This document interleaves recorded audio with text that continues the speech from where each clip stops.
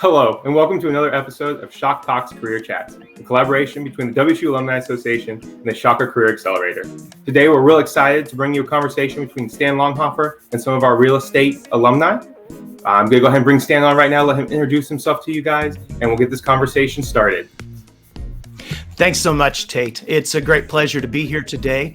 As he said, my name is Stan Longhofer, and I'm a professor here in the Barton School of Business, and I'm the director of the Center for Real Estate.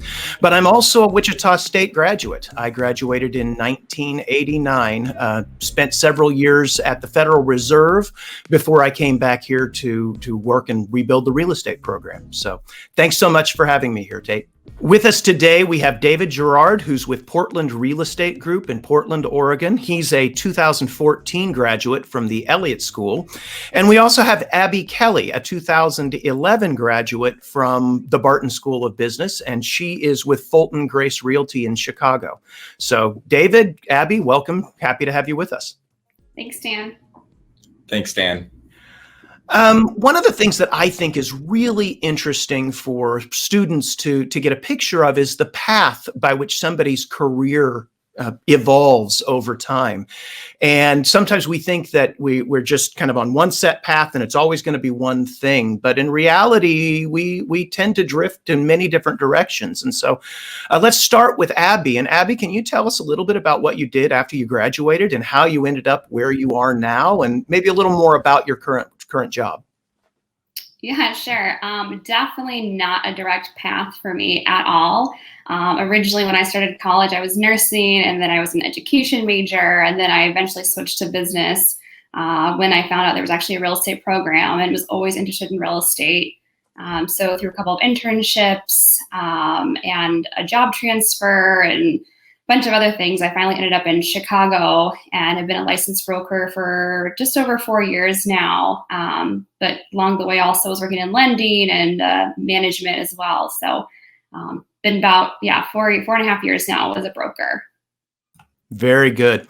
And David, of course, you didn't major in real estate. You were over in integrated marketing and communications. So tell us a little bit about how you ended up in the real estate field.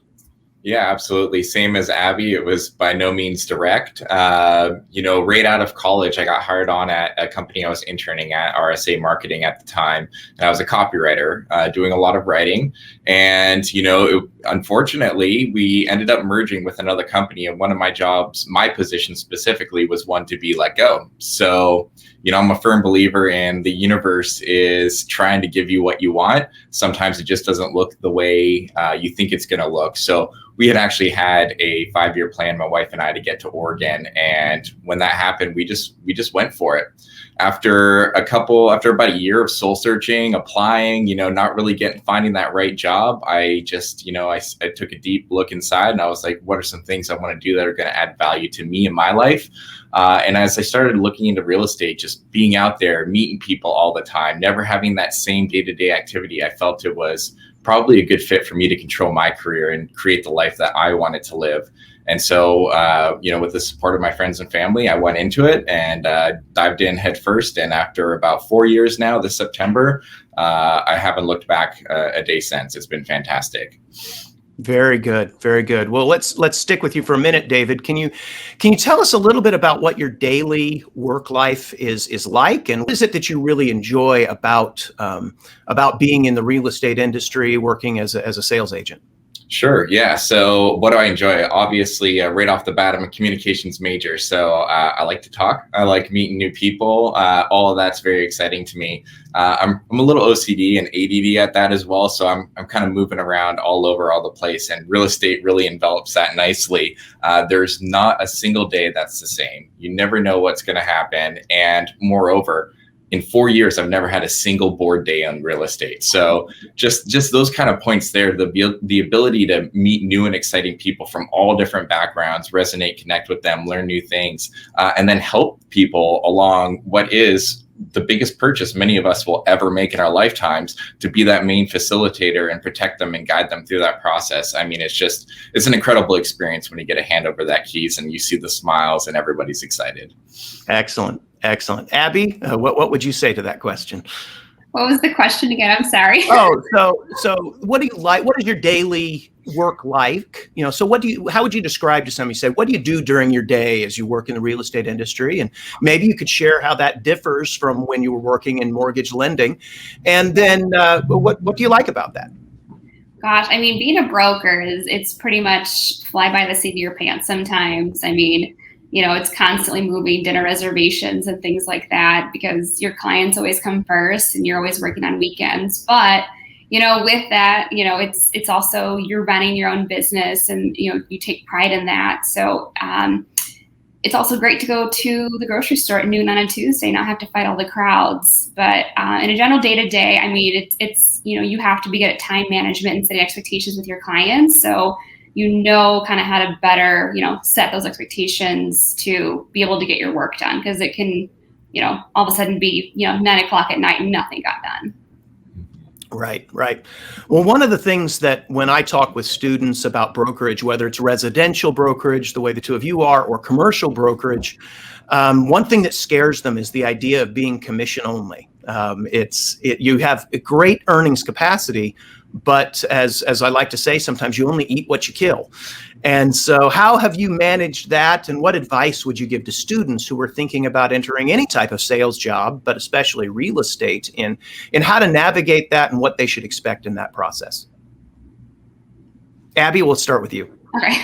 I mean, I didn't have a direct path, getting into this either. I was terrified of being on a 100% commission, based job. Just, you've got student loans to pay and credit card bills and all the things. So I was in lending for a couple years, and then was also on the management side for about 3 years.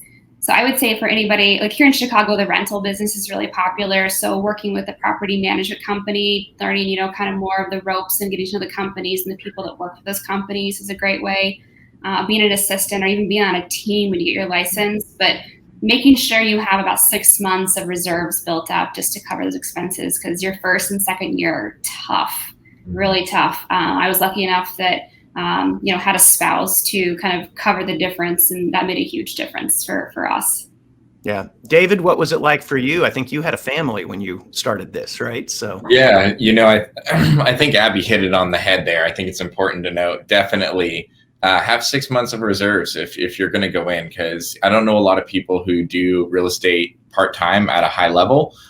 You really got to dive in and give it your all. And the chances are you won't get paid for the first, 3, 4, maybe 6 months like myself. I didn't get my first paycheck for 6 months, but I kept at it. I was aggressive and the ball started rolling after that. So, when it comes to it, it's one of the things that attracted me about real estate. Yes, there's the pain point.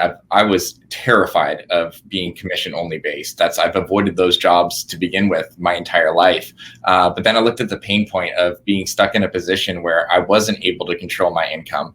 Whereas in real estate, the input versus output, what I put in, I get out. And I know I'm a hard worker, and I know I'm willing to put in those hours, sacrifice weekends or move around dinner dates. As Abby said, the client does come first. And if you're willing to do that and push hard, the sky's the limit. Realistically, the sky's the limit. And that's what keeps me in this industry and keeps me motivated. Yeah. I'll just mention one thing for those people who are watching, is that residential agents, as David mentioned, you're dealing with what is perhaps the most intimate transaction that most people deal with. And you have to work around consumers' work schedules and lifestyles. So you really are, it's a 24/7 job in that sense. For students who go into commercial brokerage, there does tend to be a little bit more of normal business hours to those meeting with clients and those types of things. However, the agents that I know that have been successful going out, they're still working hard in more than just an 8 to 5 job, but they're able to control a little bit better, those dinner dates and things, and say, okay, well, I'll have my dinner date at 7 o'clock, but then at 9 o'clock, I'm going to go back and finish that report that I need for my client in the morning. So, well, as we said, David, you actually went, you weren't intending real estate. You didn't major in real estate, but you not only got an undergraduate degree, but also a master's degree at Wichita State. How would you say that the skills and the things that you learned through your degree program actually have benefited you now that you are in this particular career? Sure. I love the Elliott School from the beginning. Grad school, though, was just amazing. It was such an amazing experience. And, I can't say that every degree could help you in real estate, but I definitely know the communication degree did. There's so many aspects I took away in terms of especially teaching public speaking at the university level, doing that for 2 years. It gave me the confidence to do presentations, to meet with clients that I've never met before, to have that confidence you need to, be a proper representation of what you stand for. And, communication theory, I feel, comes into play so much. Just why are people acting or responding the way they do? How should I be reacting to that? How do I mimic, tonality or body language? Nonverbals are a big thing. When I walk into a home, within the first 30 seconds to a minute, I usually have a pretty good idea if those folks are going to be interested in that property. And I know when I can expect I'll be writing an offer just by the way they're looking at the home or communicating about the home. So taking all of that in and going back, it's not something that you would think would really help you in any type of career. But when you look back at it, it's absolutely invaluable at 100%. Yeah. Abby, you did major in real estate, but it took you a while to find that. And I think that exploration process is a really important part of what students should get out of college. And so I think you said you started out in nursing. Yeah. What are some things that you learned in your other degree paths and other classes outside of the business school that, looking back, you may never have known it at the time, but have actually benefited you now that you've been working in the industry? Oh man, I'm not even sure how to answer that question. I think more than anything, I graduated high school in 2004, and it actually took me like 6.5 years to finally graduate college because I was going part-time. I didn't know what I wanted to do. And also it was like the worst jobs market, in the world at the time because of the recession. So I think actually the biggest thing I got out of college was my networking. It's been invaluable for me here. I was a part of the Delta Gamma sorority at my first college, Washington University, and then I also transferred to the chapter at Wichita State, where obviously I graduated from. But that has been huge, and it's just like also an understanding of like just different backgrounds of interests. And I loved math, so I'm really good at the analytical part. When I do like listing presentations, I always drill down into the numbers. So that's been huge for me on that side is the education. When I was an education major, the nursing thing, I just have so much respect for medical clients and kind of know their schedules are wonky. But yeah, glad that didn't work out. Very good. Well, you mentioned about the networking that you developed, and mentors are obviously a big part of advancing in any career. So, Abby, let's start with you. Can you tell us a little bit about the mentors that you've had and maybe how you met them, how you built those relationships, and then how those helped you move from one place in your career to another? Yeah, as far as mentors, so I was married previously, and actually at the time, both of my sister-in-laws were real estate brokers. And so that was kind of a great, firsthand experience. While I was in college, was kind of working a little bit part-time for one of my sister-in-laws, Kelly Watkins, who's actually a broker there in Wichita still. And it was great to kind of have that firsthand experience. And then also when I came here through like sorority, I met a lot of women. And then as I've gotten into the real estate field, there's always been someone that's willing to take you under their wing and sit down for a cup of coffee. And you just have to ask. If you don't ask, obviously you're not going to get it. But I've just been, put myself out there and asked, if people like have time to walk me through their buyers' presentations, their sellers' presentations, how they run their CMAs, all things like that, just to help me, make my business better as well over the years. So that's been great. And I think I have a network of women that I'm constantly texting with and going out to dinner with, and all of us work for a different team, different brokerage. And that's been really great to just kind of have that little like network of people as well here. That's outstanding. But as you said, you have to seek it out. People won't go and seek you out and say, "Hey, Abby, I want to mentor you." Yeah. You have to seek those relationships. David, what kind of mentors have you had throughout your career? Yeah, so I think it's important to note in real estate, you really have, especially residential or commercial, you have two options. You can go solo or you can join a team. I decided early on, right in the beginning, that I wanted to join a team because I wanted that mentorship and that support as I got my feet on the ground. I came here to a market. I knew nobody. I didn't know the area. I knew nothing about real estate. I'd never been in sales. It's like, what was I going to do on my own, right? So I joined, I got connected with someone here at PRG, Portland Real Estate Group, and I met some of our regional directors, and I met our founder, Cody Gibson. And so you probably see United Home Group behind me. That's actually our nationwide or our global company. Portland Real Estate Group was the first company that Cody created. And we're now one of the largest expansion companies nationwide. So the support that they offer, in terms of our weekly development calls, we can always call up our regionals and ask any questions we have, or get additional information, or just within our hub, our market center here at KWPC in Portland, there's constant education. It's ongoing. It is required. We're required to renew our education every 2 years. And so there's so much support in being in a team and being in a market center that offers high leverage in terms of continued education, and then just working around folks who have been in the industry a long time, who know what they're doing and know how to get not only offers accepted, but get transactions to close. So Cody Gibson, I'd say, is a big one. Michael Putnam, also one of our regionals, and he's the director of sales and expansion as well. They're just amazing individuals. They have so much knowledge, and whenever they talk, I just kind of listen and absorb as much as I can. Both of you ended up doing real estate in a community outside of Wichita, and so I'll let you affirm something that I often tell my students, is that if they're interested in going to another community, you say, I really want to go to Chicago, or I want to go to Dallas. It's where I've always wanted to go. And sometimes they're afraid to make that leap. I tell the students, no, you need to go. There's no reason to start your real estate career here in Wichita if where you want to be is in Portland or in Chicago, because you need to begin to learn that market and develop relationships in that market. Would you concur with that advice I give students, or should I adjust it going forward? I think you're 100% spot on. During the pandemic, there was one point where I was like, screw it, let's move to Denver. And my husband was all on board. And then January 2021 happened, and it has been the best year of my career so far. And granted, in this market, if you're not having a good year, then you're doing something wrong. But, it's just been great. I'm just like, well, we're not moving now. We actually bought our own house this year and did a gut rehab. So, but yeah, just go. Like, what do you have to lose? Is really what it comes down to. Very good. David?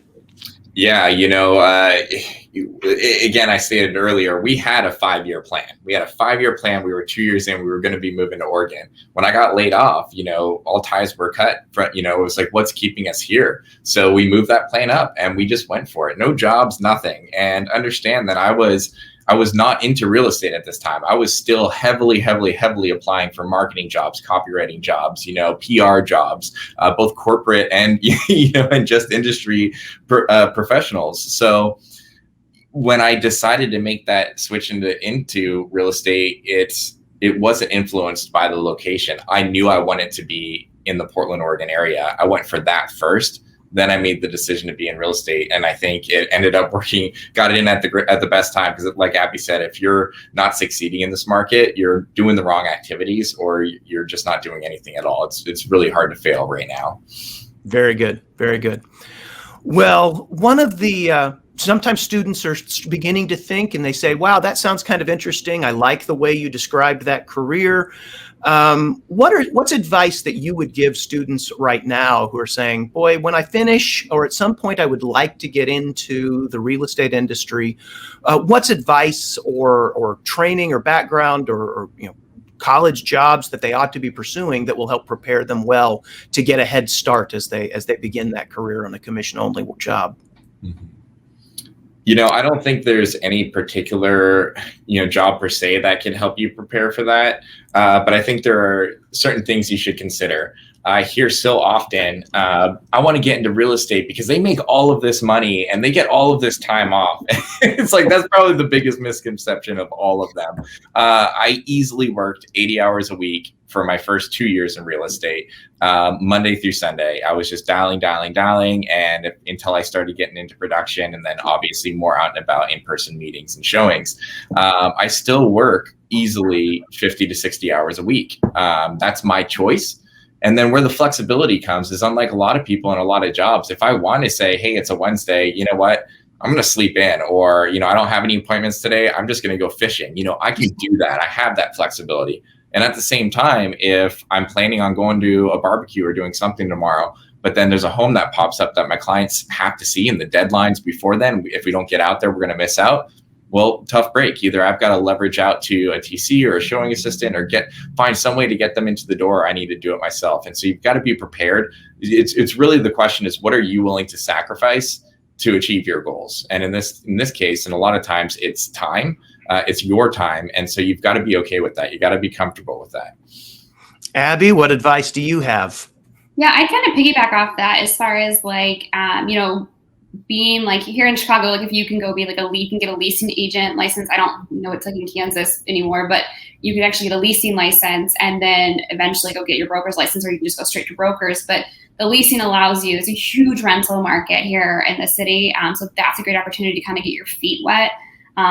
To do real estate part-time is not realistic, because it's just, you can't have a successful career and be part-time. You don't know the market, you're going to miss out on stuff. But as far as, having someone cover for you, the team aspect is really great. Or, starting out trying to get on a team, or just being like a showing assistant. Usually you get like a flat fee per showing. And then sometimes if you sit in open house, you can always pick up like potentially clients. But I mean, just, check different parts of it out. Maybe work for a title company. I worked with, as lending for 2 years, on the operations side for 3 years. So just kind of, getting your feet wet in certain, maybe jobs that are maybe the 9 to 5 and more reliable, are also good ways to kind of get to know the industry as well. Very good. Very good. Well, we're kind of getting towards the end here. Let me wrap up. Well, actually, there was one other question I wanted to ask you, Abby, because you said you got started in the industry in a terrible job market. And then you also made the comment, both of you made the comment, that right now, if you can't make money, you're doing something very wrong, because it's kind of it's a crazy, crazy real estate market out there, and lots of deals that are happening. What are lessons that you learned in the hard times that are now paying dividends for you today? Does that question make sense, Abby? Yeah, that's a hard question. I mean, gosh, because I kind of went through a whirlwind of whatever kind of life through, a divorce and transferring, coming to Chicago and all sorts of things. So I guess the only advice I would really have is just, again, if you want to pursue real estate, I mean, I never really wanted to do it at the beginning, because my parents were like, oh, that's not a real job. And even though I was always in love with it, they told me that. And so I never really pursued it. And here I am, I'm on a team. We did $65 million last year. And it's just like, if you want it, you'll make it happen. And you just, as far as something that's, paying dividends, I mean, just don't give up. It's sometimes you'll premie days, but the next will be just fine. Yeah.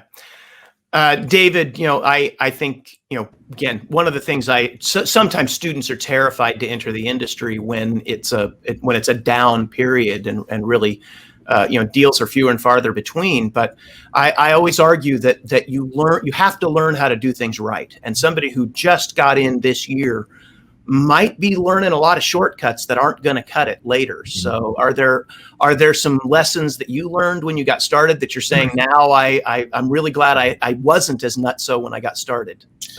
Yeah. So I'm not sure about Abby. I know I'm personally predominantly a buyer's agent. I prefer and choose to work mainly with buyers, but if you know this market right now, it is heavily a seller's market. So this is actually, out of my 4 years, this is my most challenging market that I've been in.